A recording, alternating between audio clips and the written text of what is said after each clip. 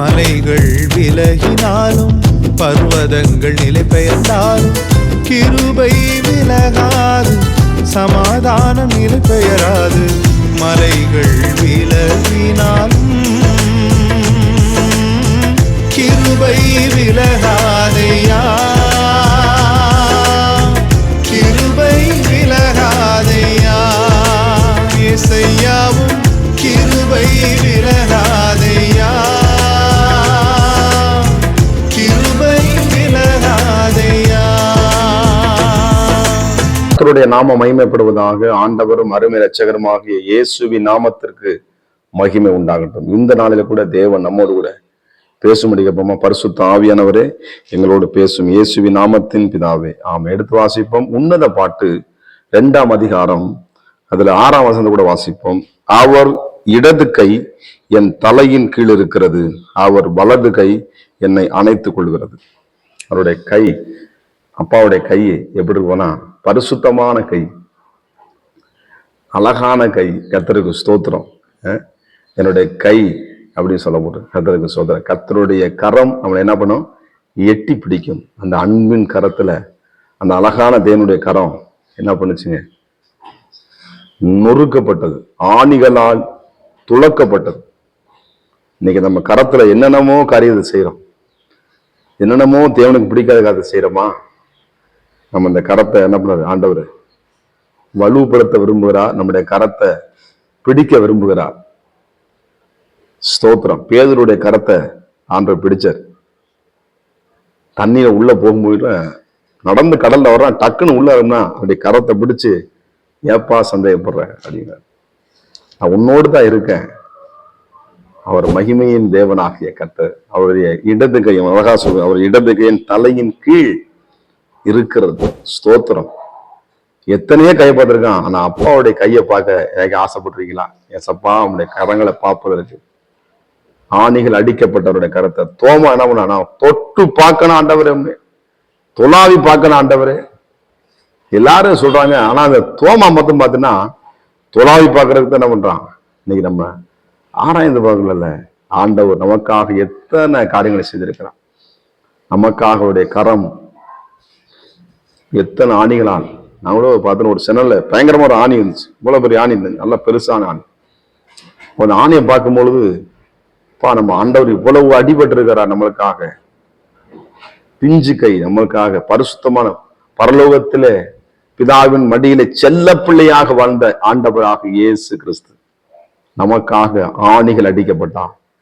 இந்த கையில நம்ம பாவம் செய்து எப்படி கள்ள தராசு எப்படி வாங்க முடியும்? என்ன செய்ய முடியும்? ஆண்டவரே என் கையை தேவையில்லா கருத்து மன்னிங்க ஆண்டவர் சொல்லி உங்க கையை கர்த்தர்ட்ட ஒப்பு கொடுத்து ஜெபம் பண்ணுங்க. உங்க கையை கர்த்தர் ஆஸ்வதிக்க விரும்புகிறார். உங்க கையை பிடிச்சு வெளியே தூக்கு விட விரும்புகிறார். இந்த இடத்துல எழுதப்பட்டிருக்கிறது, தலைவர் அவர் வலது கை என்னை அணைக்கிறது. நம்மளை அணைக்கிற தேவனுங்க. ஸ்தோத்திரம். அணைக்கிற தேவன், ஆறுதல் படுத்துகிற தேவன், பலப்படுத்துகிற தேவன், திடப்படுத்துகிற தேவன், அன்பு செலுத்துகிற ஆண்டவர். ஸ்தோத்திரம். அரவணைக்கிற, பாருங்க நம்மளை அரவணைக்கிற நம்முடைய, பாருங்க எப்படிப்பட்ட தேவன் பாருங்க.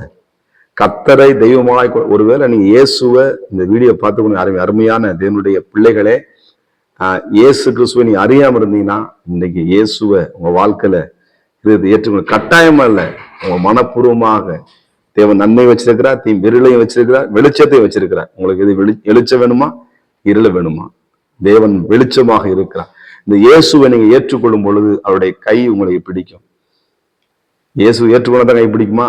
எல்லாரையும் ஆண்டவர் நேசிக்கிறார். ஆனா நீங்க உள்ளே வரும் பொழுது கர்த்தர் என்ன பண்ணாரு? அப்பான்னு சொல்லும் பொழுது உங்களை என்ன பண்ணாரு? கையை பிடிச்சு உங்களை தூக்கி விடுகிற தேவனாய் இருக்கிறார். முழு ஹிருதயத்தோடு முழு ஆவியோடு. ஏன்னா ஆண்டவர் ஒரு சுயாதனத்தை கொடுத்திருக்கிறார். கட்டாயப்படுத்த வரல, சுயாதனத்தை கொடுத்திருக்கிறார். சுயாதனத்தை கொடுத்திருக்கிறார். இந்த இயேசுவை உள்ள தேடும் அவ்வளவு மகிழ்ச்சி. அவர் அரவணைப்பார். ஒருவர் அரவணைப்பு இல்லாம இருக்கிறீங்களா? எனக்கு எந்த விதமான சப்போர்ட்டுமே இல்லை. தேவன் உங்களுக்கு சப்போர்ட்டா இருப்பார். தேவன் உங்களை அரவணைக்கிறவராக இருக்கிறார். தாயாக, தகப்பனாக, நண்பராக, உறவாக, உயிராக அவர் நம்மோடு கலந்திருக்கிற தேவன். ஸ்தோத்திரம். இங்க வசனம் எழுதப்பட்டிருக்கிறது, அவர் என்னை வலதுகரம் என்னை அணைத்துக் கொள்கிறார். நம்மளை அணைத்துக் கொள்கிற ஆண்டவர். ஸ்தோத்திரம். நம்ம மேல எவ்வளவு அக்கறை எடுக்க தேவன் தெரியுங்களா? ஸ்தோத்திரம். எனக்கு அருமையா தேவ பிள்ளைகளே, இப்படிப்பட்ட தேவனை நீங்க எங்க தேடினாலும் கிடைக்காது. ஒருவேளை இயேசு ஏற்றுக்கொண்டிருக்கீங்களா, உங்களை தேவன் அணைக்கிறார். உங்கள் குடும்பத்தை அணைக்கிற தேவன், உங்கள் பிள்ளைகளை அரவணைத்துக் கொள்கிற தேவன். நீங்க அவருடைய கரத்துல இருக்கணும். நீ பயப்படாதே, திகையாதே, நான் உன் தேவன், உன்னை பலப்படுத்தி உனக்கு நீதி செய்கிற தேவன், உன் கரத்தை பிடித்திருக்கிறேன், உன்னை நான் மீட்டு கொண்டேன் என்று சொல்கிற ஆண்டவர். அவருடைய கரம் நம்மளை என்ன பண்ணுது? அவருடைய அன்பின் நம்மளை அரவணைக்கிற தேவன். அவரை முகமுகமாய் தரிசிக்கிற ஒரு நாள் வரப்போகிறார். அந்த நாளுக்காக நீங்க காத்துருங்க. அவருடைய அன்புக்காக ஏங்குங்க. எந்த அன்புக்காக ஏங்குறீங்க? அவங்க மேல அன்பு செலுத்தி, இவங்க மேல அன்பு செலுத்தி, அவங்க பேசாம என் மேல ஆண்டவர் எவ்வளவு அன்பா இருக்கான்னு பாருங்க. அவர் உங்களுக்கு உயிரவே கொடுத்திருக்கிறாங்க. உங்களை அரவணைக்கிறது அந்த அன்புக்காக ஏங்க. அந்த அன்பு உங்களை வெட்கப்படுத்தாது, உங்கள் தலையை நிமிர பண்ணும். அவர் லீலி புஷ்பம் எழுதப்பட்டிருக்கிறது. நான் சாரோனின் ரோஜாவும் பள்ளத்தாக்கு லீலி புஷ்பமா இருக்கிறேன். 5 சொன்னது, திராட்சரசத்தால் என்னை தேற்றுங்கள், கிச்சிலி பழங்கள் என்னை நேசத்தால் சோகமடைந்திருக்கிறேன். உன்னத பாட்டு. ஒரு கணவன் மனைவி எப்படி வர்ணிக்கிறதோ அதே மாதிரி கணவன் ஆண்டவராக இயேசு மணவாட்டியாய் திருச்சபை சோத்திரம். மணவாளனாக இயேசு கிறிஸ்து. இந்த நேச பாடல் தான் இந்த சாலமோன் எழுதின ஸ்தோத்திரம். உன்னத பாட்டு. அவர் உங்களை அணைக்கிற தேவன். ஒரு கணவன் மனைவி எப்படி அணைச்சு விடுறாங்களோ ஸ்தோத்திரம், அவர் அரவணைக்கிற தேவன். இன்னைக்கு எதைதான் இங்க அரவணைச்சு விடுறான்? இல்ல, உங்களுக்கு கொடுக்கப்பட்ட மனைவி, உங்களுக்கு கொடுக்கப்பட்ட கணவன் சோதரன், அவர் அரவணைக்கிற தேவன், திருத்துவ தேவன். முற்பறிநூல் என்றைக்கும் வராது. தேவனுடைய கரத்துல இருங்க.